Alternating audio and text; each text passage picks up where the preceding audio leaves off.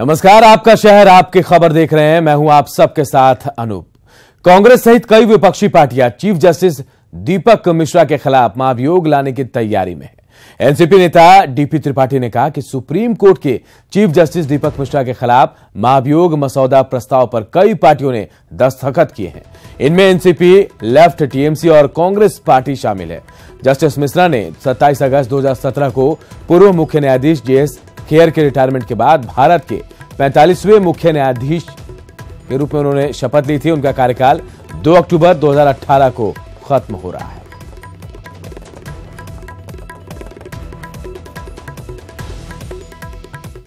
चलिए, कंसल्टेशन का प्रोसेस तो है, लेकिन दूसरी तरफ आपकी तरफ से कहा गया कि नहीं, कांग्रेस पार्टी भी इसमें शामिल है, लेटर बजाप्ता मूव किया गया है, हम लोगों ने साइन किया है, तो दोनों नहीं, अभी मूव नहीं किया गया ना, अभी तो हस्ताक्षर चल रहा है जी। तो उसमें कांग्रेस जब हस्ताक्षर पूरे हो जाएंगे जी, मेरा ख्याल है 50 से ऊपर हस्ताक्षर हो जाएंगे। इसमें कांग्रेस पार्टी के लोगों ने भी साइन किया है। अभी देखते हैं, आप हमको कुछ और बता रहे हैं तो हम जरा चेक करेंगे। मीडिया में, प्रेस में बयान दिया ऑन रिकॉर्ड कि सुप्रीम कोर्ट में सब कुछ ठीक नहीं चल रहा है और जो स्थिति है, अगर ये स्थिति बनी रही तो आने वाले दिनों में इस देश में लोकतंत्र भी खतरे में पड़ सकता है। इन सब चीज़ों को देखते हुए कुछ लोगों की राय ये हो रही है, कुछ पार्टियों की भी राय हो रही है कि इम्पीचमेंट मोशन मूव किया जाए, और अगर ऐसा कोई मोशन मूव होगा तो हमारी पार्टी एनसीपी भी उस पर सीरियस कंसीडर कर सकती है। केंद्रीय स्वास्थ्य राज्य मंत्री अश्विनी चौबे के बेटे अर्जित शाश्वत ने अब तक ना सरेंडर किया और ना ही पुलिस उन्हें गिरफ्तार कर पाई है।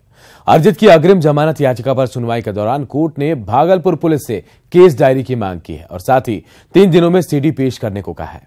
इस मसले को लेकर गठबंधन में दरार भी दिखने लगा है। जेडीयू महासचिव केसी त्यागी ने बड़ा बयान देते हुए कहा कि कानून का मखौल उड़ाना किसी भी गठबंधन के लिए घातक हो सकता है। वहीं बीजेपी ने प्रशासन की कार्रवाई पर ही सवाल उठाया है। मैं भी पॉलिटिकल एक्टिविस्ट रहा हूं लंबे समय से, और चौबे जी भी। अदालत की प्रक्रिया के बाद या तो जमानत करानी होती है या सरेंडर करना होता है। इसलिए मेरा उनको सुझाव है कि वो कानूनी प्रक्रिया को कागज का टुकड़ा या रद्दी का टुकड़ा ना बता करके जो जमानत कराएं या फिर सरेंडर करें। चौबे जी का लड़का कुछ अलग किया होगा तो उसको बुला के समझाना चाहिए उनको जी। और एक ही बार आप एक्शन में जाइएगा, उनको बुलाना, समझाना, या पार्टी के लोग हैं, चौबे जी यहाँ मंत्री हैं, चौबे जी से बात करना चाहिए, चौबे जी को इन्वॉल्व करना चाहिए, और एक बार एक उन पर एफआईआर करना, उसको जेल भेजना, उसको अरेस्ट सरेंडर करना। गठबंधन धर्म, सब नियमावली धर्म क्या भारतीय जनता पार्टी और इसके कार्यकर्ताओं को ही लगा हुआ है। देखिए, मैं इसको नहीं कहूँगा दबाव बना, क्योंकि वो अपना मुख्यमंत्री का धर्म निभा रहे हैं या अपने को जान बचा रहे हैं। अपनी जो चमड़ी उनके पुराने जो है सबको लेके चलने की जो उनका एक नया नियम चला आजकल तुष्टीकरण की, उस छवि को अपना बनाए रखने के लिए चौबे जी के लड़के के ऊपर दबाव बना रहे हैं। बीजेपी के विजय रथ को रोकने के लिए विपक्षी एकजुटता की कवायद फिर शुरू हो गई, जिसकी अगुवाई पश्चिम बंगाल की मुख्यमंत्री ममता बनर्जी कर रही हैं।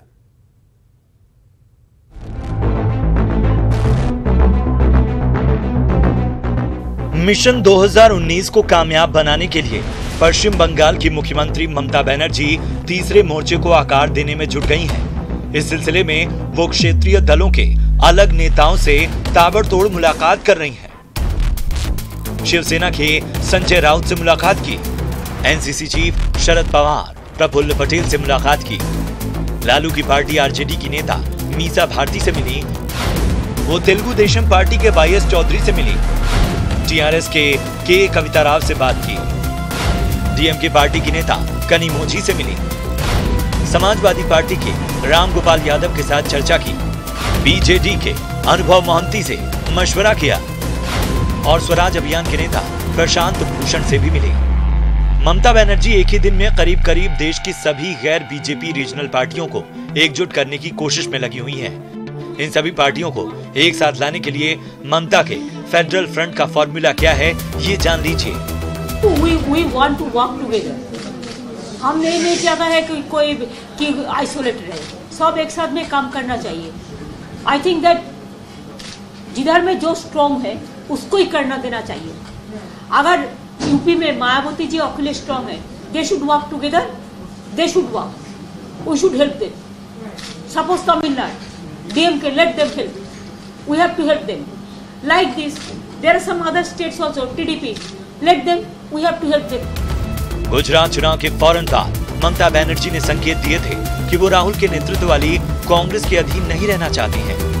हालांकि ममता ने कहा कि वो कांग्रेस की सोनिया गांधी से भी मिलेंगी।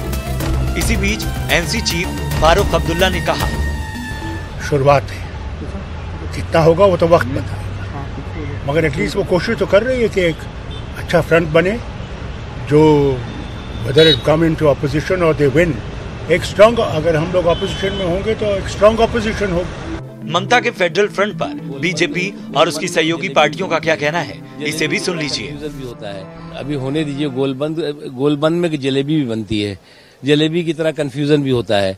तो इसलिए जो है वो अभी गठबंधन बनेगा कि लठबंधन बनेगा कि अब बाद में अभी कहते रहेंगे कि मेरे दिल के टुकड़े हुए हजार, कोई यहाँ गिरा कोई वहां गिरा।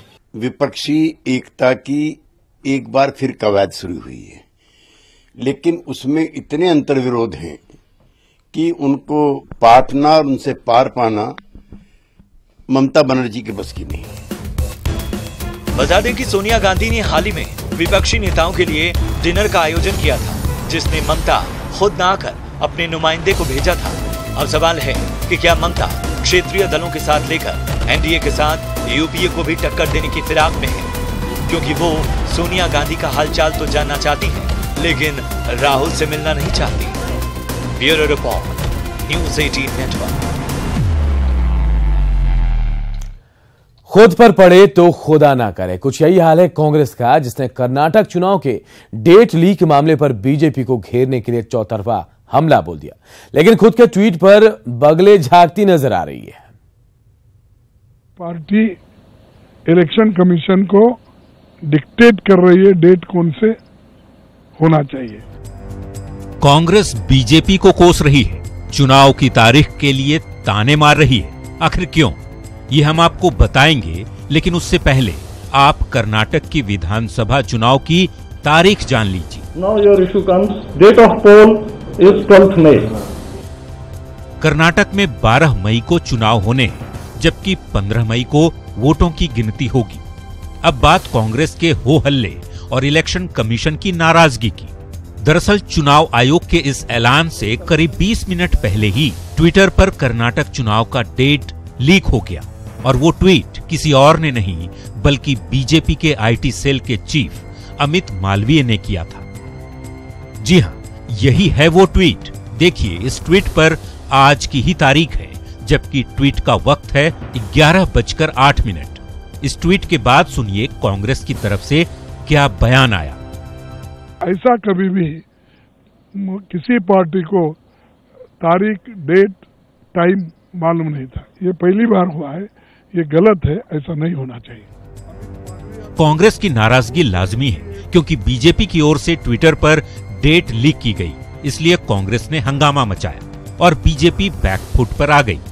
इसी तरह का एक ट्वीट कांग्रेस पार्टी के नेता के द्वारा भी उसी समय पर आया था। लगता है कि कांग्रेस पार्टी दुर्भाग्यपूर्ण तरीके से हर छोटी छोटी बात का एक बहुत बड़ा राई का पहाड़ बनाने की कोशिश करती है। अमित मालवीय ने इलेक्शन कमीशन को खत लिखकर सफाई पेश की, जबकि पार्टी की तरफ से 2 नेता भी इलेक्शन कमीशन गए। लेकिन सियासी खेल यहीं खत्म नहीं हुआ। डेट को ट्वीट करके फंसे अमित मालवीय ने एक और रीट्वीट किया। देखिए, इसमें अमित के ट्वीट के साथ एक और ट्वीट डाला गया है, जिसे सेम टाइम यानी अमित के ट्वीट 11:08 पर ही किया गया। आप खुद देखिए, दोनों ट्वीट की टाइमिंग सेम है। और जनाब, ये ट्वीट कांग्रेस के एक सदस्य की है। जी हां, ये ट्वीट श्रीवात्सा का है, जो कर्नाटक कांग्रेस के आईटी सेल के इंचार्ज हैं।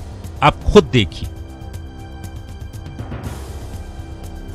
देखा आपने, जो कांग्रेस बीजेपी पर ट्विटर पर डेट लीक करने का आरोप मढ़ रही थी, उसके ट्विटर से भी ऐसा ही किया गया और सेम टाइम पर किया गया। ऐसे में सवाल है कि सियासी पार्टियां आखिर विरोधी पार्टियों पर कीचड़ उछालने के लिए थोड़ा वक्त क्यों नहीं लेती।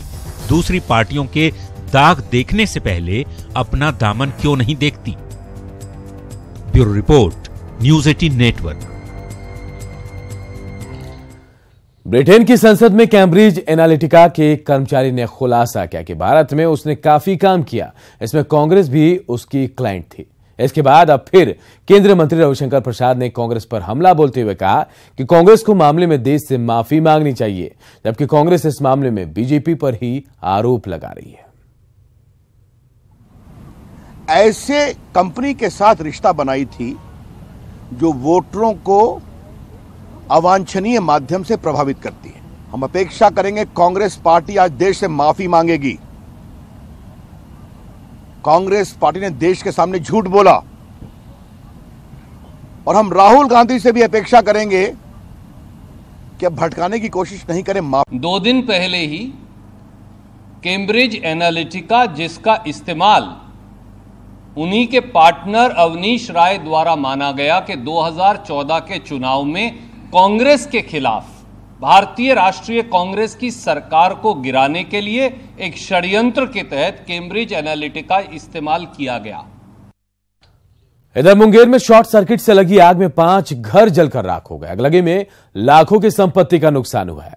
अगलगी की घटना इटहरी पंचायत के अंतिम रामटोला की है। स्थानीय लोगों की मदद से आग पर काबू पाने की कोशिश जारी है।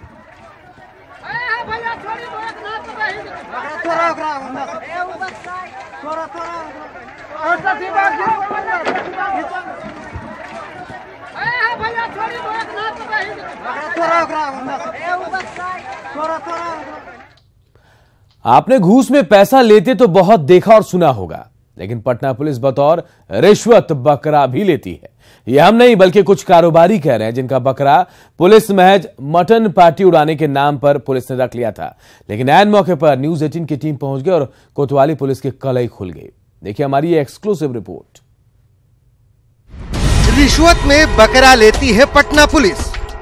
को जबरदस्ती पकड़ लिया है और हमसे पैसा भी लिया है और खस्सी भी लिया है। खस्सी कितने किलो का खस्सी लिया? 8-10 किलो का खस्सी होगा। रिश्वत के बकरे से मटन पार्टी उड़ाने की फिराक में थी पुलिस। एक खस्सी भी रख लिया है। क्या बोल रहा है, क्यों रख लिया? बोल रहा है कि इसे हम लोग पार्टी करेंगे। लेकिन ऐन मौके पर पहुंच गई न्यूज़ 18 की टीम। हमको मिला आपकी मदद से और आप लोगों ने बढ़िया काम किए मेरे लिए। रिश्वत के बकरे को मिली रिहाई। वाह रे पटना की मददगार पुलिस, जो बकरे को भी नहीं बख्शती।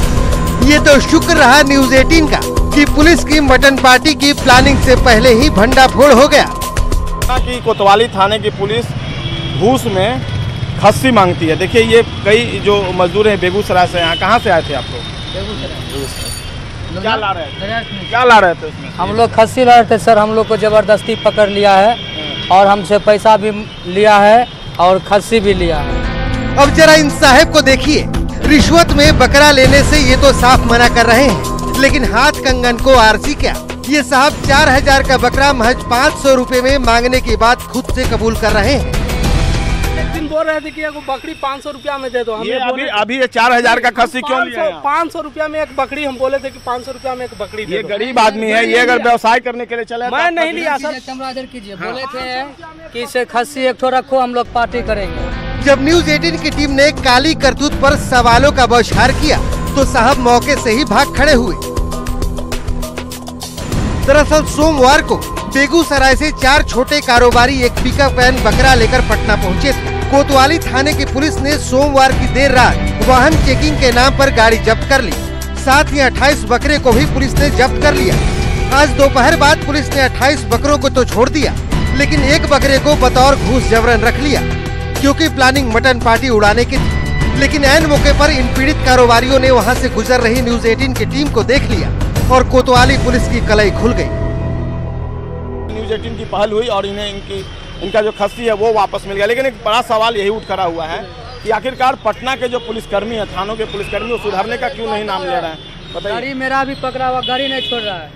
गाड़ी पूरे मामले की जांच होगी, ये अलग चीज़ है, लेकिन खस्सी को जो लिया था उसे वापस कर दिया गया। कैमरा पर्सन राहुल के साथ संजय कुमार, न्यूज़ 18 पटना। और अब आपको दिखाते हैं कि ऐसा गजराज जिसे देखकर आप हैरान हो जाएंगे और सोच में पड़ जाएंगे कि क्या जो दिख रहा है वो सच है। क्या गजराज का ऐसा भी अंदाज हो सकता है? गजराज की सूंड से क्यों निकला धुआं? क्या यह गजराज सिगरेट का शौकीन है? क्या यह गजराज सिगरेट पी रहा है? क्या है गजराज के सिगरेट पीने का सच?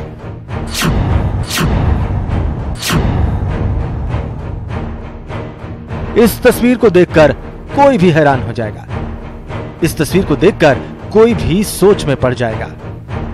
न कभी ऐसा देखा और न कभी ऐसा सुना। इंसान को सिगरेट पीते तो आपने अक्सर देखा होगा, लेकिन जो दिख रहा है ऐसा कभी हो सकता है? आपका जवाब यकीनन नहीं होगा। लेकिन सवाल यह है कि क्या गजराज सिगरेट पी रहा है?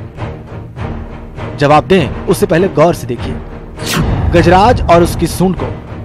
पहले गजराज अपनी सूंड जमीन की ओर ले जाता है और फिर उसे मुंह में रखता है और इसके बाद फौरन उसकी सूंड से धुआं निकलने लगता है, मानो सिगरेट पीने के बाद धुआं निकल रहा हो।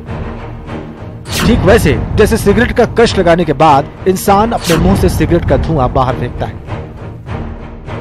48 सेकंड वाला यह वीडियो तेजी से वायरल हो रहा है। वीडियो में गजराज स्मोकिंग करता हुआ दिखाई दे रहा है। जंगल में गजराज जमीन से कोई चीज उठाकर मुंह में रखता है और गजराज की सूंड से धुआं निकलना शुरू हो जाता है। लेकिन अगर आप इसे सिगरेट पीने वाला हाथी समझें तो हम आपको बता दें कि यह हाथी चारकोल का टुकड़ा खा रहा है। खाने के बाद चारकोल की राख को उड़ा रहा है, जो चारकोल खाते वक्त उसकी सूंड में चली जाती है। ठीक उसी तरह जैसे सिगरेट पीते वक्त धुआं निकाला जाता है। इस वीडियो को वन्य जीव संरक्षण सोसाइटी के एक वैज्ञानिक ने शूट किया था। सोसाइटी के एडी विनय कुमार ने 2 साल पहले वीडियो शूट किया था। चारकोल कुछ खास खूबियों के लिए जाना जाता है। चारकोल में कई रोगनाशक गुण भी होते हैं और इसी वजह से हाथी चारकोल की ओर आकर्षित हो जाते हैं। लेकिन वजह चाहे कुछ भी हो, सच्चाई चाहे जो भी हो, हाथी का स्मोकिंग अंदाज सोशल मीडिया पर खूब हिट हो रहा है। Bureau report, news 18 network. और इस बुलेटिन में फिलहाल इतना ही। मुझे दीजिए इजाजत। नमस्कार।